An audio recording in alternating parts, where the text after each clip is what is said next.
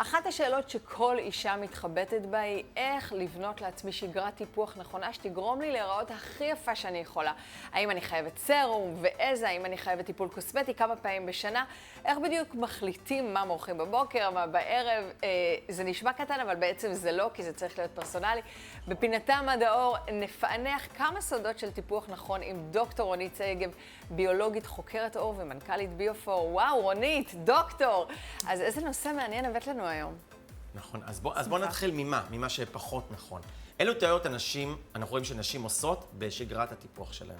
אוקיי, אז כמה? למשל, נשים בעלות עור יבש או מיובש ששוטפות את העור פעמיים ביום בסבון. אז לעור כזה מספיקה שטיפה אחת ביום בסבון, בשעות הערב, והאמת שרובנו יכולים, בוא נגיד קודם כל למה לא, בגלל שיש לנו שומנים מגינים על העור, שומנים טבעיים, שהם בעצם מגינים מפני בריחה של מים. אז עודף שטיפות בסבון יכול להוריד מרמת השומן, ואז זה פוגע גם בתפקוד של העור וגם במראה שלו. רובנו, כמו שאמרתי, יכולים להסתפק בבוקר בשטיפה רק במים, ואם העור באמת יבש או מיובש, עדיף שזה יהיה כך, שטיפה אחת. עוד משהו שאני רואה זה עודף שימוש בקרמים. למשל בנות 20 וקצת, שמשתמשות בקרם עיניים כשאין להם אפילו אזור מוגדר של אזור העיניים או איזשהם שינויי גיל באזור. שגרת טיפוח טובה היא לא פולחן רב שלבי, עם הרבה מוצרים. גם הסחה ביתית לא בהכרח צריך. את המרכיבים שהעור צריך, הוא צריך לקבל אותם ולא ל10 דקות ולשטיפה, אלא שישארו איתו. נגיד אפשר לקבל את זה דרך קרם, דרך סרום, אוקיי?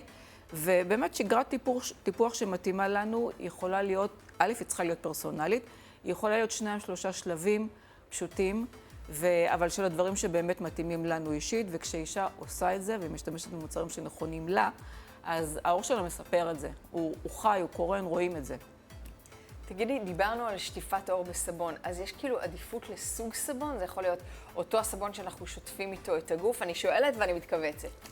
כן, כי את כבר יודעת, כי את מודעת מאוד לטיפוח, ואת מנחת תוכנית טיפוח, אבל באמת... יש לגבר, את יודעת, 3 ב-1. שמפו, סבון, קרם פנים וקרם גוף וזה, אז אנחנו הכל באחד. זה באמת נראה לפעמים שולי, אני מסכימה, מה זה רק ניקוי, אבל לניקוי נכון של הפנים יש משמעות, וזה עושה הבדל. תראו, העור של הפנים שלנו הוא שונה. אגב, אישה מחזיקה בבית בופה של חומרי ניקוי, וזה לחלונות וזה לקיריים, יודעת את כל ההבדלים. אז עור פנים הוא לא כמו עור הגוף, והוא צריך את חומרי הניקוי שלו. עור הפנים שומני יותר, הוא חשוף 24/7 ביום לקרינת השמש ולזיהום אוויר ורעלים וחיידקים ואיפור, ומהרבה בחינות באמת זה הופך את העור לשונה, את העור של הפנים לשונה. אני ממליצה לעור הפנים על סבון עם חומצות הידרוקסי. אז אנחנו מכירות את חומצות ההידרוקסי מהקרמים, שזה מקלף ומחדש את העור. בסבון יש לזה תפקיד שונה. בסבון זה משפר את הניקוי, וניקוי שהוא יותר טוב, עושה את העור יותר בריא ומתפקד יותר טוב. עכשיו, אני אמליץ להימנע מסבונים מוצקים לעור הפנים, בפרט מי שיש לו עור שנוטה לקומדונים או יבש או מיובש. לגבי הגוף לא חייב סבון עם חומצות, מה שכן, כדאי להקפיד שהסבון לא ייבש את עור הגוף, כי אחרי סבון טוב, העור הוא לח וגמיש מספיק. אז אמרנו מה לא, שנייה רגע, אז בואי נבנה רגע למי שבאמת רוצה קצת יותר להבין, איך בונים נכון שגרת טיפוח? אוקיי, אז קרם לחוט, פעמיים ביום. אגב, אני מזכירה, לא כל אחד צריך קרם לחוט, אוקיי? מי שצריך, אז הקרם לחוט שמתאים לי. לפעמים זה ניסוי וטעייה. יש קרם מלחות עם מרכיבים פעילים כמו ויטמינים, פפטידים פעילים, דברים שבדרך כלל מוצאים בסרומים.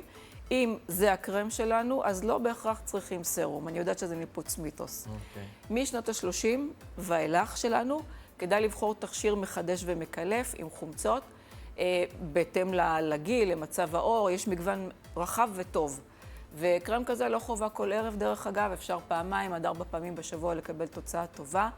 מי הקרם המקלף, מי שאר הקרמים, איך אני בוחרת, זה הייתי ממליצה ללכת לקוסמטיקאית, כי לה יש את הידע לבדוק אותנו ולהבין למה העור שלנו זקוק. לפני שנסיים, אני יכולה עוד שאלה?